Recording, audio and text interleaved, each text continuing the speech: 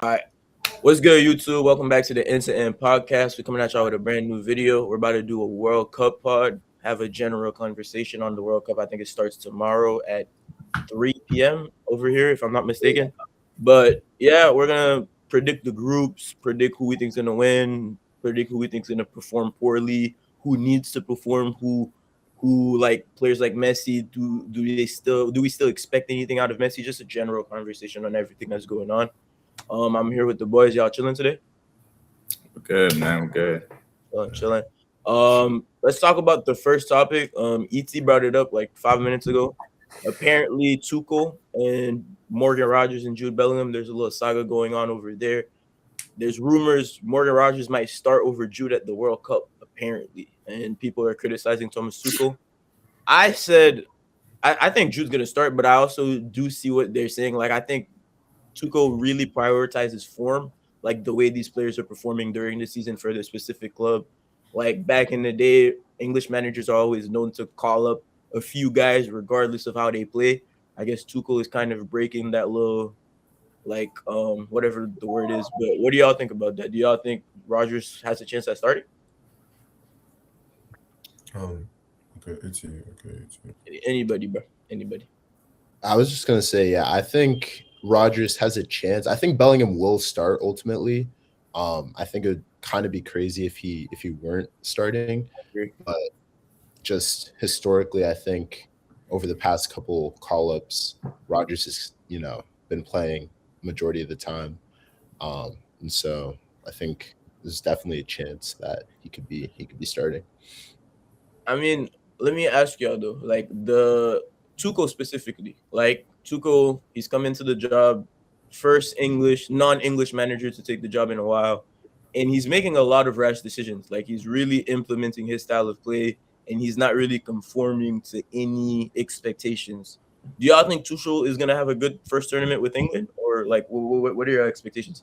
JK, you're English yourself. I mean, you're Nigerian, but you live in England, so like, what do you expect out of England this tournament?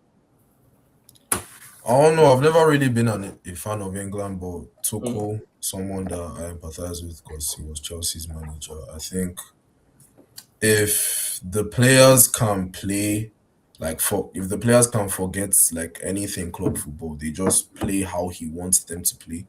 I think he'll be able to get them to like heights that they probably never reached. I think, and then also during the qualifying process, I think they were one of the only teams that I think they had the least goals conceded, or they didn't concede any goals. They had one defensive record that was very good. So I feel like carrying that form into the World Cup will be critical. When it comes to like the rash decisions for the Bellingham Rogers thing, what I understand from it is I don't really think it's a team thing. I think it's this the English media are like what's the word? Like what the English media does to black English players, like Yeah, and they are trying to do this thing to Bellingham where it's like they keep on like even Sky Sports, I saw it on Twitter yesterday, they posted, or should Jude Bellingham start in the World Cup? Does he deserve to start? Should people start over him? And then it's like, this is one of your better players. This is someone that if you want to win, if you want the game to be decided, you would want him to be on the pitch. And then the fact that there are all these questions around whether he should start, I think definitely he should start. I don't think I there is a 10 in that English team that not only is more consistent but also offers a lot more aside like the goal scoring. Jude Bellingham can mark his man. Jude Bellingham is good at like I he's wouldn't just even say goal scoring, to be honest. yeah, I'm You know, saying he just offers a lot more as a player outside of being an attacking midfielder, and I think that's something that Tuchel really like prioritizes as well. So I don't think Morgan Rogers is going to start. No, wait, I agree. what are you trying to say that the other players are better goal scorers than Jude? Like no, Jude I'm might. saying I'm saying that he has goal scoring to his game, Oh, and okay, okay. I agree with the you other 100%. players have goal Yeah, scoring to I their agree. game, but Jude just has more. Jude can play more roles than Bro, you he's need the on most the team. versatile player on the planet, in my opinion. Exactly. So I Genuinely. don't think there is really any question when he goes into like playing for. Yeah, I mean, like similar. I agree to what JK said. Like, Roger does not come near. He does not come near Bellingham like at all in ability in any form. I think like if we look at like Jude Bellingham's career at England, this dude has generally performed. Like even when the team is underperforming, Jude is performing. If we look at that final versus Spain in the Euros, you can easily say this guy was probably man of the match in that game. Despite like we obviously had our Yamals and all that, but Jude Bellingham overall in that whole game, he was the best midfielder. Despite players around him not playing well, he's always going to play well. If you drop that man, they're getting knocked out early. No, They're not getting past round of 16 without him. I do think, just to adding to everyone's point here, I do think that for Rogers, the reason why there's an argument for him is because I mean, this hasn't even been his best individual season, but Jude's injuries has made Tuchel and everyone else kind of think maybe Jude shouldn't be playing, yeah, starting right away, and he needs to kind of get his legs a bit more, properly fit before he can get in full 90s. Because Rogers has been playing basically all season fit and not having many injuries. Jude's been very, very in and out of the Madrid team, and I don't watch Madrid weekly, but I watched him enough to know that he wasn't as impactful as he was, season before or whatever. So I think that's the only question. But I think you guys would all agree that form goes out the window when it comes to international teams. Like forms in terms of what you do it domestically or your club don't matter as much. As much is not as important. And I think Yeah. Jude has the mentality, which for me is a really important intangible that England really miss. Because for me, England are a bit of pushovers when I watch them. But I've said this for years. It's not just about this tournament. And I think with this manager, they have a real mentality leader. And I think with Jude, he personifies that grit. That even in losing moments, he's still going to be a player you can rely on and say, "Are you going to come up and deliver for us?" And more often than not, he's going to at least try to do something. He doesn't just fall Yeah, over. I like agree. I think he did before. Yeah, I personally like don't really disagree. Like I don't really agree with like the way even Thomas Tuchel like has picked his team. I just think like the players that you have like you leave out are not. I don't know. They're just not players that you leave out. I don't think you can leave out a player like Trent. I don't think you can leave out a player like Adam Morton. Just the reason. I the thing agree. is, right? Like, My reasoning for that is the World Cup or knockout tournaments where it's only even if you lose one game in the group stage, that's a big blow. It's not like you have other chances and all that. It's a very big blow, and I think when you have a player as with the quality of Trent, when you have a player with the quality of Warren, you kind of need those players, even if you're not going to start them, to come off the bench because it gives you something. It just gives you something that's no other nation has. No other nation has a right back who can create chances, that many chances in a game from a right back position. No other nation has a CDM who has that passing range. Well, actually, some do, but I'm saying that unique of a player as in a CDM. No other nation has that, and when you have that, you have to bring them to the World Cup, because you can easily just let's say that you're not your tactics are not really working in a game. Okay, well, bring these two on. It completely opens up. Or you're facing a low block. Bring these two on. They're able to open up the game.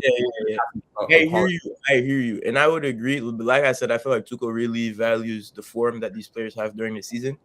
I would agree with most of the players, like Adam Morton for sure. But when it comes to a guy like Trent, bro, I feel like it's kind of a very difficult conversation to have. Like, I can see it both ways because I can also see what you mean when you bring on what Trent can do. Nobody on the planet can do in that position. I agree. But like you said, bro, you're in a 7-game tournament. All it takes is one bad moment. All it takes is one bad mistake, and you're cooked. Trent Alexander-Arnold with the pressure on every single match. I'm not confident that Trent isn't going to fuck up defensively, bro. I'm not confident that Trent isn't going to defend the pass he's supposed to defend and allow somebody to just make an easy-ass tap and cross goal like we saw in the Champions League final from Vinny a couple years back. Like, I love Trent Alexander-Arnold, but I think the career I thought Trent was going to have, I'm not going to say it's over, gang. He's still like, 26, 27? You probably know better than me. Yes. But I also think Trent has never improved on the things he needed to improve on. Trent has not, maybe he has a little bit, but Trent has not progressed how he should have progressed. Trent was supposed to be an all-timer, bro, best right back of all time, damn near. I can't see Trent anywhere near those conversations at this point in his career. I can't see Trent retire anywhere near Dani Alves, anywhere near Cafu, anywhere near Philip Lahm. If you asked me that 4 years ago, I would have told you he would have cleared them by 30, bro. Genuinely. Like, Trent needs to progress defensively if he wants to maintain this world-class elite player status for a few couple years. Like, I'm not going to hold you, or else Trent is going to be another McManaman. McManaman was good at Madrid. I'm tripping. Another Michael Owen.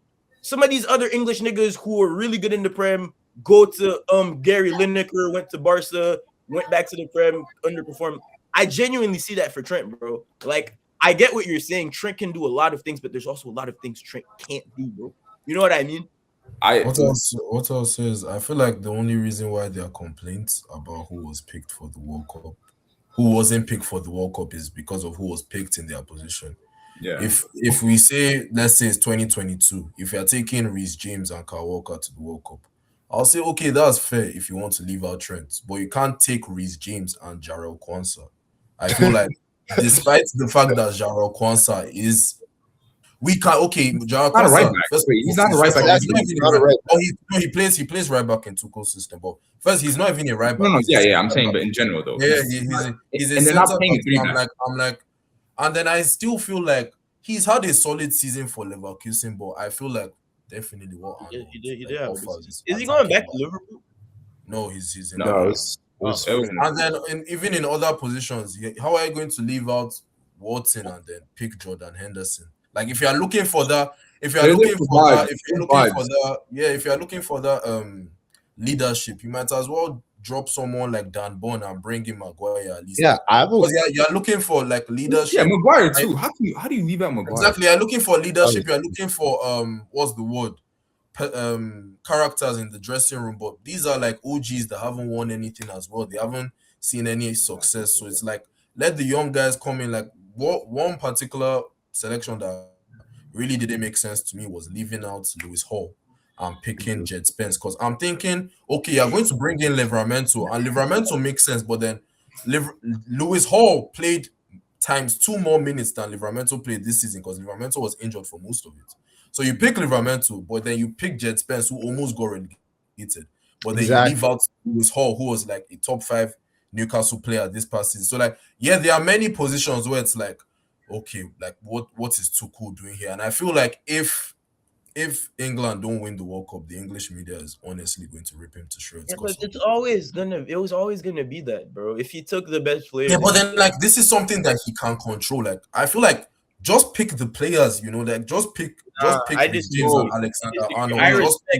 I respect the manager prioritizing his system over everything else and not giving a fuck what anybody got to say. Even though I don't agree. Despite the Alexander Arnold, I don't see how Henderson offers more to an English side than Adam Watson. I don't. Yo, you don't know. I don't know. I'm not sitting here telling you I know and you don't, but I know.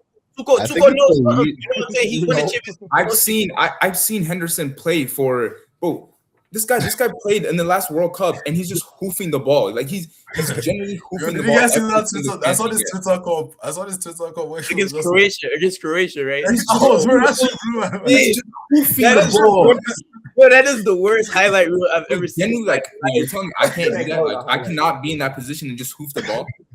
Yeah, so like, if you're looking for that personnel, leadership. Like I was saying, I don't disagree with any of the points you guys have made.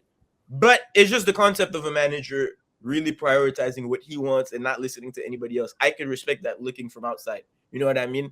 And Tuchel is a manager that has achieved shit with unconventional players. He's shown that, you give me this nigga can't do anything with Havertz. I'm gonna find a way to do something with Havertz. Like he's fine. I love managers like that. Managers you see how we went out, bro. Like a manager who can compete with a manager with a world-class player in every position with unconventional players, to me, is better than the other manager. Like I always maintain that. So if Tuchel can go out there and genuinely shock me, bro, I'll have nothing bad to say. But like I said, I feel like if he took anybody, bro, if he reincarnated Prime Pele and took Prime Pele to the World Cup and didn't win, the media would rip him to shreds. It doesn't matter. You know what I mean? Like it's either you win or you lose. Do what you want to do. You know what I mean? That's how I see it. But I don't know. I agree. Yeah. I was going to say, Conrad, just to your point, there are 2 types of managers in the modern game. You have those that can raise the ceiling of a team and those that raise the floor of a team. And Tuchel is one of the best managers. Great way to put it. Great. He's incredible at that. And actually, as a Chelsea fan, having watched him when he was coaching us, that's one thing I loved about him. That no matter who was playing, the squad would have some semblance of like normalcy. Like there'd be a level that we would never dip beneath. It's like Conte, especially at Spurs. You could see it at Spurs. When Conte was at Spurs, Spurs could lose 3. Huh? No, they have a what's that word? They have a like a baseline, like identity. The team. Yeah, exactly. Like even back then, I was watching videos a couple of days ago when Arteta had just came in the job. I remember Tim Cahill. I'm not sure if it was Tim Cahill. It might have been Tim Cahill and Roy Keane. They were arguing, and Arteta had basically lost his first 4 or 5 games, and everybody was ripping him to shreds except the managers he was playing against. Every manager he played against Mourinho. Mourinho beat us 2-0. Sloan scored a screamer, embarrassing game. I think that's the game Lamella scored that Ramona that went through a nigga's legs. Holy shit, dark days, bro. But even Mourinho was saying, I know the media is gonna rip this team to shreds. This team is like what the results aren't good, the point tally isn't good, but very good team, very good manager. You can tell it's a team that's starting to believe in their manager. They have an identity, even at times where what they're doing isn't working. They keep doing it. They keep trying to stick to that game plan. That's one thing that like we were saying the other day, modern day pundits, modern day podcasters don't know ball. It's genuinely whatever's going on that week, they react to it. So that level of discourse isn't really common, but when a guy like Tuchel, bro, I'll never sit there and say, oh, the players he's selecting, he's ass. Tuchel ain't gonna do shit. I can't say that with a straight face, bro. I've seen this guy win the Champions, beat Madrid with Christian Pulisic and Werner, bro. Like, I know this guy's he's gonna do something at that World Cup, bro. Even if they lose, they're gonna lose to a good team and they're gonna be playing well, in my opinion. That's what I expect out of England. I think we kind of touched on it a little bit, but I think Dan Burn is one of the most shocking parts of the squad because if I'm not mistaken, he was injured for a large part of the season, so he wasn't really playing that much. And also, does anyone know, is he being brought as a left back or a center back? It's like when Southgate called up for the 2022 World Cup. Center back. Does it even make sense? Like, I don't know. It would have made sense more not last World Cup. If the World Cup was like last year, like there's a period like last year where when he was actually solid. Denmark was performing very well. That's my thing. It's like there's a mix of picking players for form, and then there's a mix of picking players just off what you know of them. But it's like the players he's picked based off what you know of them. He didn't pick the best. You know what I mean? Like he left out Foden, he left out Palmer, he left out all of these guys. Even aside that, is like I don't understand this. What's the experience gimmick like? Like, see, I respect Henderson as a player. I respect his career at the peak of his powers. Solid midfielder, but bro, like, went to Al Ettifaq in Saudi, didn't work out. Went to Ajax, didn't work out. He was okay. I think he's in Brentford now, and he's like, yeah, things are okay, but then I'm like, Watson just had the season of his life. Like, Watson genuinely just had the season of his life. Like, I don't see how you prioritize. If you are actually genuinely looking for that leadership role, Maguire, exactly. He gives that times 10. And Maguire is a better defender. Like, I understand there's some things that okay, Tuchel knows some things that I don't, and that's fair. But then it's just mind-boggling, like, you know, like, because these are players that we watch every week. It's like the Lewis Hall thing is like, because Livramento genuinely like hasn't played since, like, bro, like, what are we doing? You know, so I don't know. To me, even some of the calls he made, like, bro, as an Arsenal fan, I don't think Madueke should be going to the World Cup. I think Madueke had a decent season, especially as a backup. Like, bro, would you have Jared Bowen? You got better options. But one more thing I want to say about England because we've been talking about England for a minute. Like, the Jude Bellingham shit is crazy to me, bro. Like, the fact that the media is even somewhat questioning Jude Bellingham. It's only in England. There's so many other players that haven't been playing well as well that have gotten called up. You know what I mean? Like, why do y'all pick and choose Jude Bellingham specifically when he's probably your best player performance-wise? I don't know. I feel like it's weird. Another player I'm really excited for England is Miles Lewis-Skelly. Skelly's going, right? Yeah, I think so. I think I saw that, but I'm not 100% sure. Is Skelly not going to the World Cup, bro? No. Bro, they're bugging, bro. Genuinely. We're in Skelly. Mainu's going, right? Yeah. Okay. And Elliot Anderson's going? Yeah. Okay. Fairs. Then, okay, that's not that bad.